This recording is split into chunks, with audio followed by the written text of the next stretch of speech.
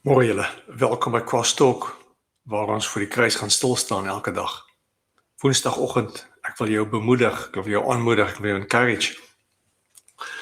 Ek lees vanoggend iets interessant wat iemand sê, hy sê, there's no place to hide. Want as jy die Bybel lees, sal jy gou agterkom dat ons sit met 'n effense dilemma. Want die Bybel vertel die storie van gewone mense. Gewone mense se pad saam met die Here, mense soos ek en jy.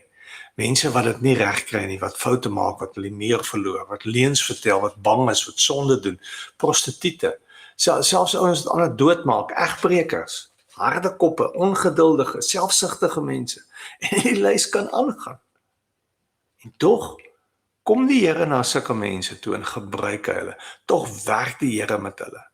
Nie omdat hulle perfek is of hulle dit verdien of omdat hulle goed is nie. Niemand hoef eers perfek en sonder foute te wees voordat die Here hulle vat en met hulle werk en uitreik na hulle toe nie.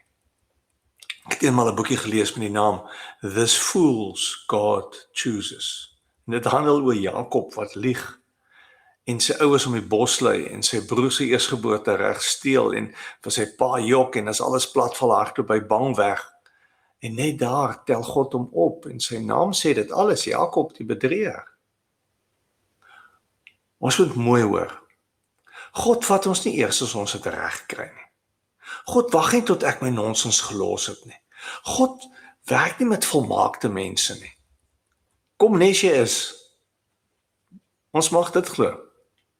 Anders het nie een van ons 'n kans nie. Want dis hoe God ons klaar raak sien. En dit breek iets anders oop, want God weet klaar, there's no place to hide. En hiermee wil ek jou bemoedig. Hou op skuldig wegkruip en wegbly. Hou op voorgee jy's okay. Hou op dink jy's nie goed genoeg nie en moet opgee. Hou op dink jou lewe is jou saak. Jesus word mens en kom in ons wêreld in. Hy's hier. Hy vat jou nes jy is. Begin daar.